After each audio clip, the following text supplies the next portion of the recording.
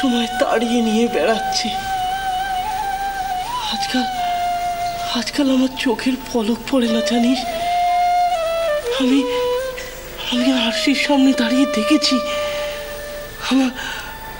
আমার দু চোখের পলক পড়ে না, পলক শূন্য। কি ভেবো বল দেখিনি? এরম করলে বাঁচবে তা? ছোট মা, তুমি না। কি জানি, এক এক সময় বড় ভয় হয় জানিস। কখনো নিজেই ভাবি শেষ পেশটায় পাগল হয়ে যাবো না তো। কি যে হাসির কথা বলো না তুমি। বলি, পাগল হবার কি কিছু বাকি আছে? হ্যাঁ, সেই বরানগর সিথি অবধি তোমার কথা সবাই জানে। আজকাল তো মন্দিরের কথা জিজ্ঞেস করতে কেউ আর রানীর মন্দিরের কথা বলে না, বলে পাগল ঠাকুরের মন্দির। রাস্তায় বেরিয়ে কখনো দেখেছো সেই মেয়েরা বাচ্চারা তোমায় দেখলে কেমন ভয়ে পালিয়ে যায়?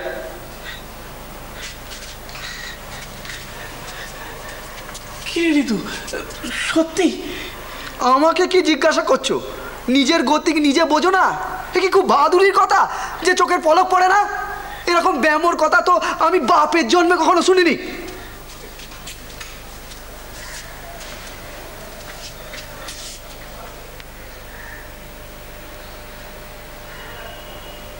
সত্যি তো, চোখের পলক পড়ে না। তবে আমি কি মিছে কথা বলছি? দাঁড়াও।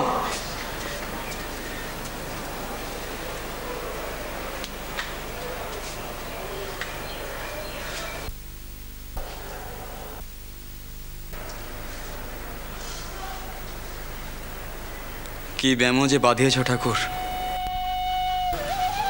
বুঝি না। আমিও বুঝি না রে, আমিও বুঝি না। কি বিকাচ্ছে শরীরে বাসা বেঁধেছে। মা না করুন, এই 4 ভাগের 1 ভাগও যদি তোদের শরীরে বাসা বাঁধে তো তোরা বাঁচতিস না রে, তোরা বাঁচতিস না। তবু রক্ষে মা মাঝে মধ্যে আমায় দেখা দেয়, না হলে এই খোলটা আবার থাকতো না রে। হ্যাঁ, বুঝেছি। হ্যাঁ, এখন চলো দেখিনি, চলো।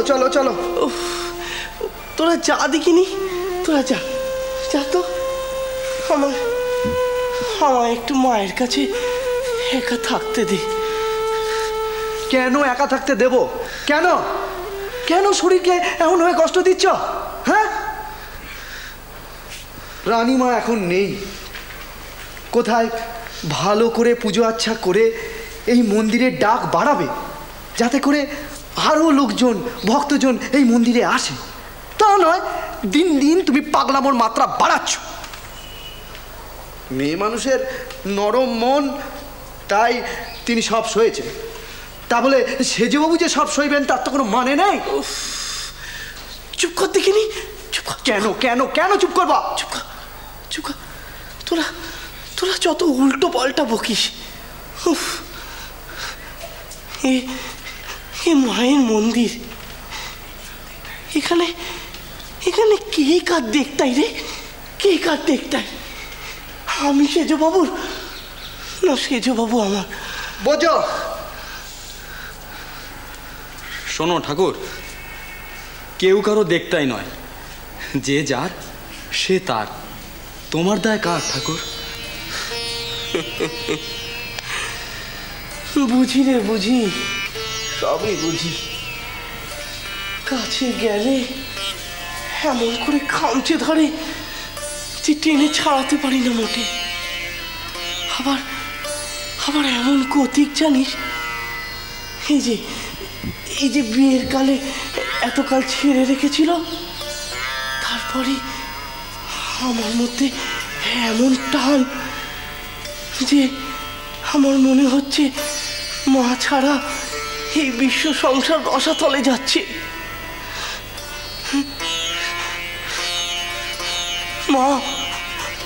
মা গো, কেন এমন করিস মা? কেন এমন করিস মারে? কেন এমন করিস মা?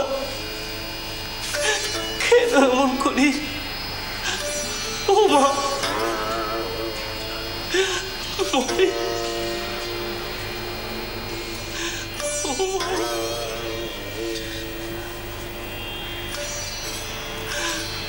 মারে।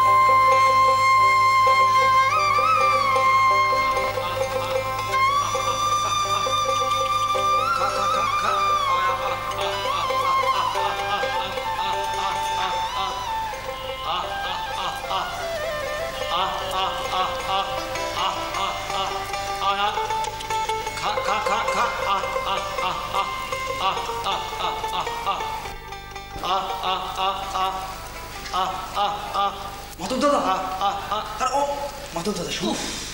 কি কাজ বলে উঠে হাঁকাকি ডাকাডাকি শুরু করবি? আমাকে কিন্তু এখন অন্য কোনো কাজ বললে হবে না, আমাকে মায়ের ঘরে যেতে হবে। এক্ষুনি ঠাকুর হাঁকাকি শুরু করবে। আরে না গো বাবা, সেসব ব্যাপার নয়। আবার কি? এটা একটা অন্য ব্যাপার। কি ব্যাপার? বকুলতলার ঘাটে একটা নৌকো এসে লাগলো জানো? কি জ্বালা! নৌকো তো ঘাটেই লাগবে। আরে না গো বাবা, ওই নৌকো থেকে এলো বলো দেখিনি। কে? চিনি না। কি রহস্য করছো?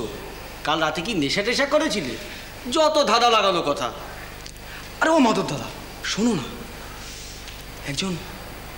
একজন মেয়ে মানুষ জানো তো, সেই ঘাটে উঠেই না মন্দিরের দিকে তাকিয়ে রইলেন।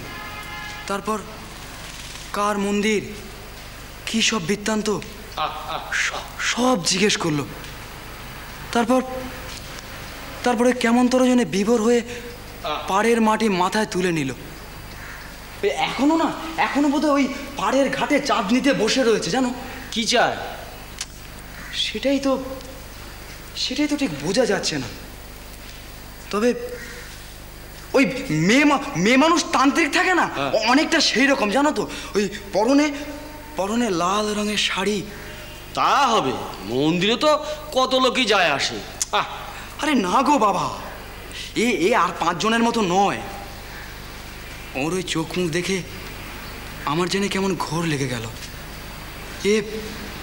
এ কোনো সাধারণ ভক্ত টক্ত নয়, এ নিশ্চয়ই অন্য কেউ। কি বলছো বুঝি না।